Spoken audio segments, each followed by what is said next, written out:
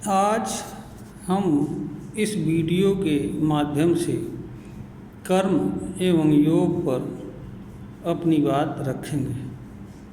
कर्म का अर्थ किसी कार्य को किए जाने से होता है, जैसे खेलना, कूदना, पढ़ना, लिखना आदि।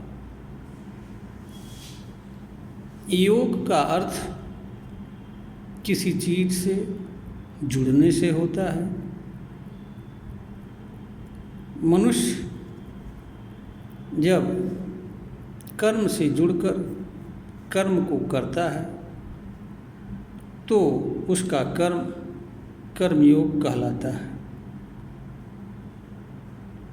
यहाँ पर दो चीज़ें मनुष्य के लिए जानने योग्य बातें होती हैं।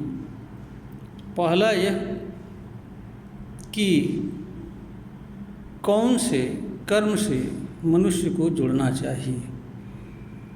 दूसरा यह है कि मनुष्य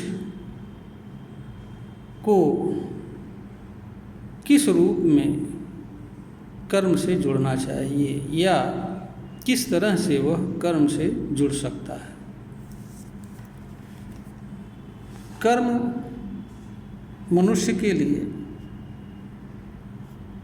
सुख, सफलता, शांति, समृद्धि के साथ साथ पीड़ा व दुख का कारण भी होता है।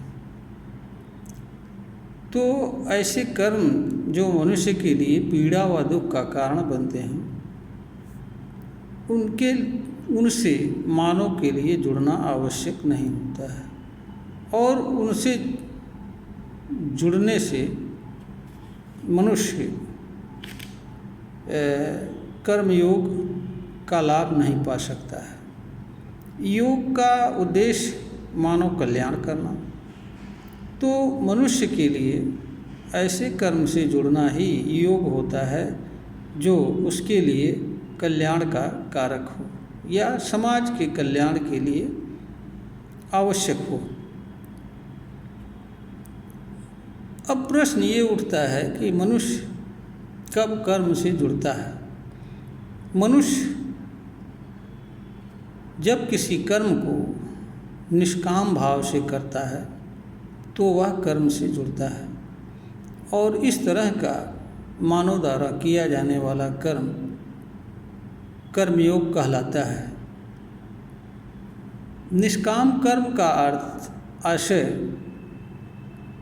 फल की कामना से रहित कर्म। जब मनुष्य फल की कामना से रहित होकर के कोई कर्म करता है तो वह कर्म से जुड़ जाता है, क्योंकि ऐसी अवस्था में उसके सामने केवल कर्म ही रहता है और उसे करना होता है। तो मानव द्वारा फल की कामना से रहित होकर के किया जाने वाला कर्म ही कर्मयोग होता है। जहाँ किसी तरह की कामना रहती है, फल प्राप्त करने की इच्छा रहती है या कोई लाभ, लोभ, स्वार्थ, लालच आदि के अधीन किया जाता है किसी तरह का कर्म, वहाँ मनुष्य का कर्म निष्काम नहीं होता है और ऐसा कर्म कर्मयोग नहीं कहलाता है। कर्मयोग को भगवद गीता में सर्वश्रेष्ठ योग भी बताया गया है। योग का अर्थ सिद्धि असिद्धि में समभाव होने से होता है।